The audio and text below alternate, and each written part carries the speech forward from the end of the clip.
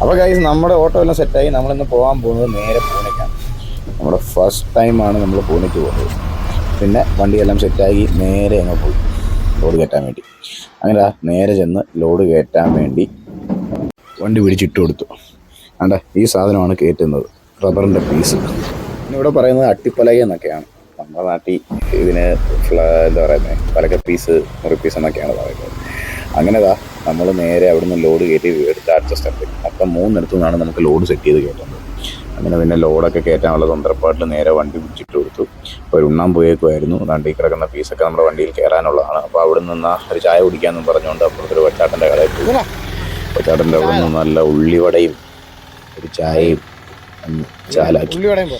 അങ്ങനെ പൊച്ചാടിനോട് കുറച്ച് നേരം കാര്യങ്ങളൊക്കെ പറഞ്ഞ് നാട്ടിലെ വിശേഷങ്ങളും ഒക്കെ പറഞ്ഞ് കുറച്ച് നേരം അങ്ങനെ അവിടെ സമയം ചിലവഴിച്ചു. പണം പിടിച്ചവനാകട്ടോ കുറേ കാര്യങ്ങൾ പറഞ്ഞ് സംസാരപ്രിയനാണ്. അങ്ങനെ ഒരു ഉള്ളിവടയൊക്കെ മേടിച്ചടിച്ച് അവിടെ കുറച്ച് നേരം സമയം കളഞ്ഞു. അങ്ങനെ അത് കഴിച്ചിട്ട് തിരിച്ചു വന്നപ്പോഴത്തേക്ക് ഇവിടെ ലോഡ് കയറ്റാൻ തുടങ്ങി.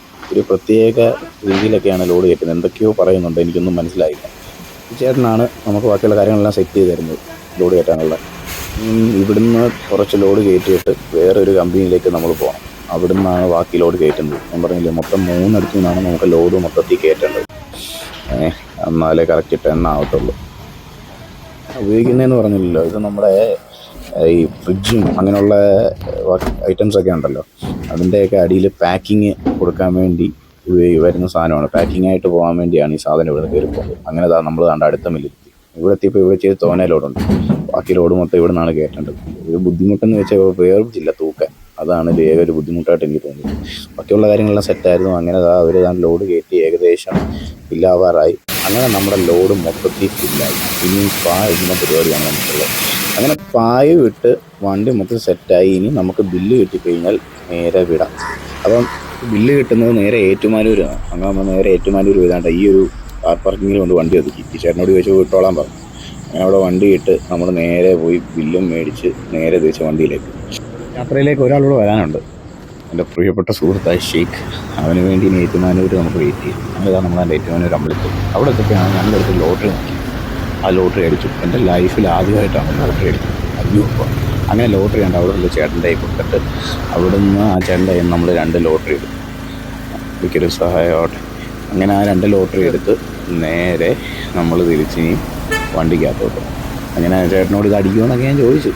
ഒരു വിശ്വാസമില്ലയോ അങ്ങനെ കഥയൊക്കെ പറഞ്ഞ് നേരെ. അങ്ങനെ വന്നപ്പോഴാണ് നല്ല തലവേദന. എന്നാ വിചാരിച്ചത് തലയൊന്ന് മസാജ് ചെയ്തേക്കാം.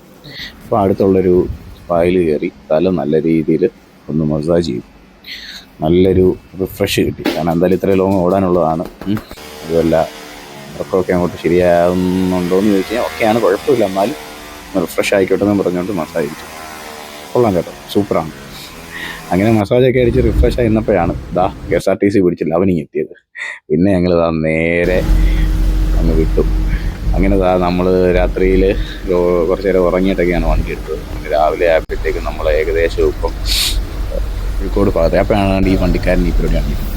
ഈ റോഡിലെല്ലാം ഉണ്ട് ഇമാതിരി കുറച്ച് വണ്ടിക്കാരൻ. അങ്ങനെ നേരെ പോയപ്പോഴാണ് എന്നാൽ കഞ്ഞി കുടിച്ചത്. അങ്ങനെ കഞ്ഞി കുടിക്കാൻ വേണ്ടി അവിടെ ഒരു കട കിട്ടി. അങ്ങനെ അവിടെ നിർത്തി. കഞ്ഞിയാകുമ്പോൾ ഒരു എന്താ പറയുന്നത്, എനർജിയൊക്കെ കിട്ടി. അങ്ങനെ നേരെ ചെന്നപ്പോഴാണ് ഈ അമ്മയാണ് ഈ കഞ്ഞിക്കട നടത്തുന്നത്. പാവം. ഞങ്ങൾ ചെന്നപ്പോഴേ കഞ്ഞി ഇങ്ങനെ 2 പേർക്കുള്ളതേ ഉള്ളൂ എന്ന് ആദ്യം ഭാഗ്യമുള്ളതുകൊണ്ട് കഞ്ഞി കിട്ടാതെ പോയി. അങ്ങനെ നേരെ കയറി കഞ്ഞി. അപ്പോൾ നിങ്ങൾ ചോദിച്ചാൽ ഈ കഞ്ഞിയാണ് ഇവിടെ കൊടുക്കുന്നത്, നിങ്ങൾ ഈ കഞ്ഞി കുടിക്കുമോ?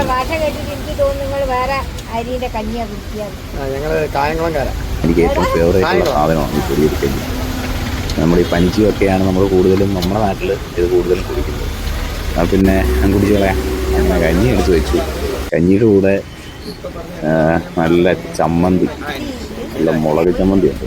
അങ്ങനെ അതും മേടിച്ച് അങ്ങോട്ട് വെച്ചിട്ട് കുടിക്കാനുള്ള ആ ഒരു മൈൻഡൊക്കെ ഒന്ന് പ്രിപ്പയർ ചെയ്ത് കുടിക്കാനുള്ളതെന്നൊക്കെ പറഞ്ഞു. പിന്നെ അന്ന് കുറേ കാര്യങ്ങളൊക്കെ സംസാരിച്ചു. അവിടെ കൊള്ളാം, ഒരു രക്ഷയില്ല എന്ന് എപ്പോഴും പറയുന്നവർ പറയല്ല, സൂപ്പറാണ്.